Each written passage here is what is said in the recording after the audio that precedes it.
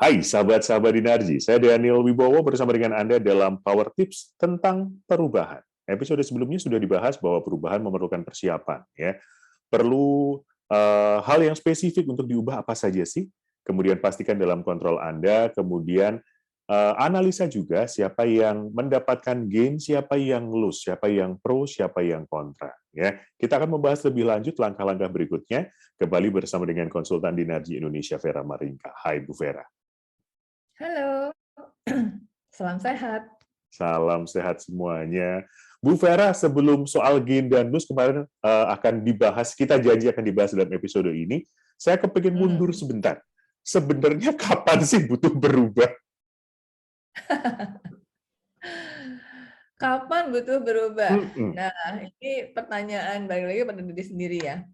Jadi kalau kemarin kita bicarakan perubahan itu dari A ke B, gitu kan? Nah, B ini ingin di-achieve-nya kapan? Oke. Nah, seberapa krusial kalau dilakukan misalnya nih, 2 tahun lagi deh gitu. Nah, apakah kalau 2 tahun lagi itu cukupkah waktu untuk berubahnya, ya kan? Atau kelambatan apa enggak? Keburu ketinggalan sama kompetitor misalnya. Oke. Gitu, ya kan? Jadi waktu yang tepat ini memang kita mesti ngitungnya ada 2 hal. Pertama dari internal, kesanggupan kita untuk melakukan perubahan. Kedua dari eksternal. Kalau terlalu lama kita ketinggalan gitu kan sama kompetitor. Keburu ada lagi yang baru. Gitu. Nah, kalau secara internal itu lompatannya terlalu jauh, jadi ini B-nya nih sangat beda banget sama current-nya, ya. Memang dijamin nih bakalan memang akan melampaui kompetitor, ya. Fine, that's good gitu, ya. Nah, cuman secara internalnya dari sini ke sini nih lompatnya jauh banget gitu, ya. Agak sulit gitu dilaksanakan. Nah, kita bisa bikin yang namanya milestone. Jadi nggak langsung dari A ke B, ya kan? Tapi kita berevolusi dari A ke A1 dulu, lalu ke A2, ke A3 gitu ya, sampai dia mencapai si B. Supaya lebih mudah memanage. Oke. Jadi tentukan dulu internalnya seperti apa, bandingkan dengan banyak hal, lalu langkah-langkah tadi milestone-nya juga perlu disampaikan. Oke. Itu menjawab kapan harus berubah. Nah, soal gain dan lose nih Bu, kemarin yang sempat kita singgung adalah bahwa selalu ada yang pro, selalu ada yang kontra gitu. Analisa lengkapnya seperti apa untuk melihat hal ini? Nah, kita kemarin sudah bilang bahwa itu kan berhubungan dengan manusia. Betul. Ya. Dan manusia ya human itu ya, memang manusia, nggak seperti robot yang ada tombol-tombolnya tinggal dipencet gitu ya. Nah, manusia ini kan punya pemikiran sendiri ya, punya persepsi sendiri. Nah, terhadap sebuah perubahan itu pasti ada impact-nya bagi semua. Namanya juga perubahan gitu ya, pasti ada impact-nya. Nah, biasanya kita menganalisa itu siapa people yang akan gain, which is yang akan support, dan siapa people yang akan lose, which is ini yang akan kontra, gitu ya, yang akan menolak perubahan ini, gitu ya, atau tidak mau support. Gitu. Nah, tidak semudah itu karena gini. Jadi mungkin dari sekian banyak orang yang ada di sebuah perusahaan ya, ini kan skopnya perusahaan, di dalam perusahaan tersebut ya, ada sekian orang yang akan gain.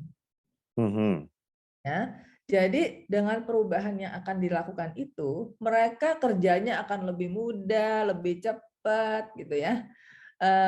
Jadi buat mereka tuh menyenangkan perubahan ini, ya mereka gain, ya. Maka mereka ini orang-orang yang akan support dengan perubahan tersebut. Ayo kapan, jangan lama-lama gitu ya, cepetan aja gitu. Ya. Nah lalu ada sebagian orang ya yang lose kan, yang dia nggak dapat apa-apa, nggak ada gainnya, lose. Jadi pekerjaannya dia jadi lebih susah, lalu misalnya jadi lebih rumit gitu ya. Nah mereka ini adalah orang-orang yang lose. Nah ini mereka pasti akan menolak perubahan ini, ya. Atau kalaupun nggak menolak tapi mereka nggak akan support, ya akan sulit sekali merubah mereka. Tapi ada orang yang in between nih, ya. Jadi mungkin ada orang yang dia punya beberapa hal yang dia gain, tapi ada beberapa hal yang dia lose. Oke. Iya, Ya. ada, betul. Ya kan? Dia kan mungkin beberapa area, oh oke nih, jadi lebih enak nih kerjanya, bisa lebih cepat, bisa lebih gampang gitu kerjaan. Tapi on the other hand, saya jadi harus datang lebih pagi ya, gitu ya, misalnya gitu ya. Jadi dia ada gain-nya, ada lose-nya, gitu ya.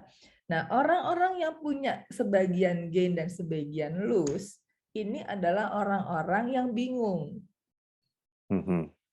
ya kan? Ya. Support enggak ya, gitu ya? Aku support nggak ya? Oke nggak sih ini ya perubahan ini ya, gitu. Soalnya dia ada gain-nya, ada lose, jadi dia bingung. Gitu. Ya. Lalu tapi juga ada orang-orang yang dia nggak ada gain, nggak ada lose. Jadi buat dia tidak ada impact-nya. Oh iya. Oh iya. Ada. Jadi bagi Nggak ngaruh buat gue gitu. ya kan? Ya.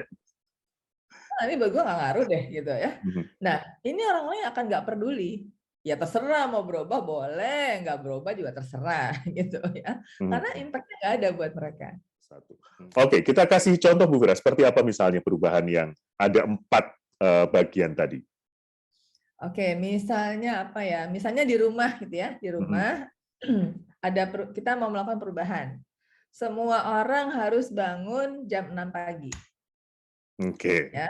Jadi satu rumah nih, misalnya ada 10 orang di rumah itu ya, pokoknya semua orang harus bangun jam 6 pagi. Ya. Karena kita mau pagi-pagi itu mau olahraga misalnya, supaya sehat. Ya, tujuannya supaya sehat gitu. Nah, ada orang-orang yang dia biasanya bangunnya tuh jam 5. Ya, tapi sekarang suruh bangun jam 6.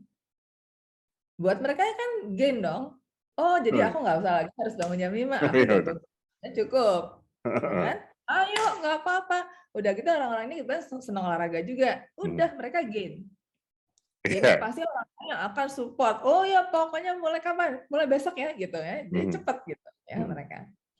Lalu ada orang yang lose, ini adalah orang-orang yang biasanya tuh dia bangunnya misalnya jam 8. Oh iya. Ya kan? Hah? Bangun jam 6? Orang biasanya aku bangun jam 8 juga nggak kenapa-napa ya, emang nggak sempat olahraga sih, tapi so what gitu ya. Jadi dia lose gitu ya. Jadi dia merasa, enggak gitu. Jadi orang-orang ini adalah orang-orang yang mungkin nggak akan support. Iya.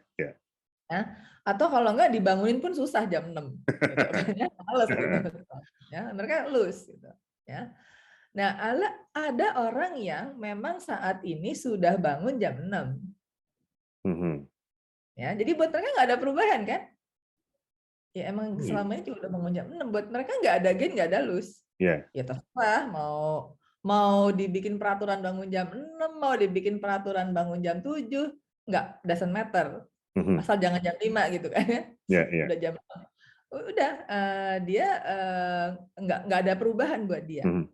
Dan memang tiap pagi juga dia udah bangun jam 6 udah olahraga. Jadi nggak ada impact itu buat dia ya. Dia nggak peduli. Ya terserah berubah, pokoknya gue udah kayak gitu.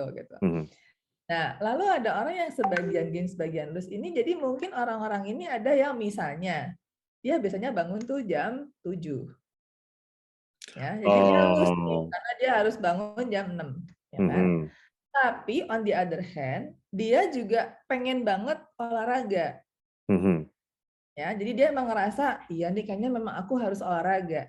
Jadi sebetulnya kalau dia bangun jam 6, dia gain. Dia dapat punya waktu untuk olahraga, which is memang itu yang diinginkan. Gitu ya. Nah, jadi ini ada gain, ada lose.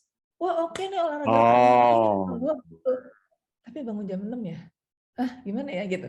Jadi dia ada gain, ada lose. Dia bingung. Oke nggak ya? Oke nggak ya? Gitu. Jadi dia agak bingung gitu. Nah, itu contohnya tuh seperti itulah. Ya. Menarik. Oke, kita sudah harus menganalisa nih 4 bagian yang gain dan lose ini, kemudian harus diapain sih mereka? Gitu ya. Besok aja ya, Bu. Ya, minggu depan. Kita bahas itu. Baiklah. Sudah cukup jelas ya? Ada gain, ada lose, ada yang skeptis, ada yang masih bingung. Terus harus diapain? Kita bahas di episode selanjutnya, masih di Power Tips persembahan Dinarji Indonesia. Kita berdua pamit, sampai jumpa. Sampai jumpa.